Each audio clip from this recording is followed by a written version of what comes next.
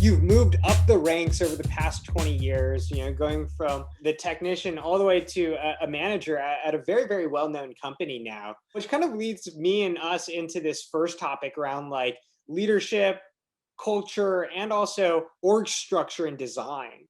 From your experience, what is culture in maintenance and reliability, companies? What's that like? And is there a lot of upper movement in maintenance reliability organizations? How do you basically make that transition from a, let's call it, individual contributor to a leader and a manager?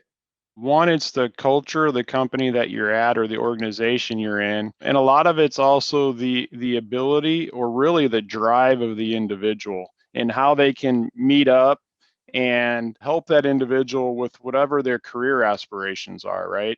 I've been a part of a lot of companies where you'll see a lot of the frontline supervisors have came from those traditional skilled trades or the hourly ranks. And primarily what you see in those organizations is because as those frontline supervisors or foreman type roles are more of the hands-on coaching roles to help develop those skilled trades. And in some cases, they're actually there to also get dirty with them to make it easier to state. And in those organizations, typically what you'll see is those skilled trades, that's about as far as they can go, either because it just takes so long to get through the apprentice program, like say in a union shop, then to get to supervision. And by then they've kind of said, oh, this is as far as I want to go in my career. There's a ceiling when you stay within the silo of maintenance and reliability in a lot of organizations.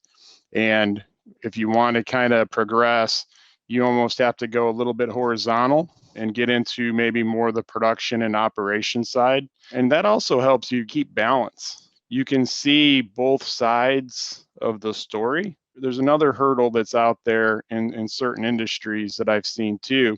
A lot of organizations put a lot on formal education credentials. And that's a burden a lot of skilled trades, individual contributors, that's just not their thing, right? That's why they went the skilled trades route. They didn't want to go get a 4-year college degree, though that's a good screening tool. Some of the best leaders I've seen are really peer leaders, and they've shown that ability to influence people, coach them up, and they didn't learn that in college. You brought up a good point of like, and you move horizontal, you get more exposure into like production operations, and that enables you to have a bigger scope outside of just, let's call it, maintenance.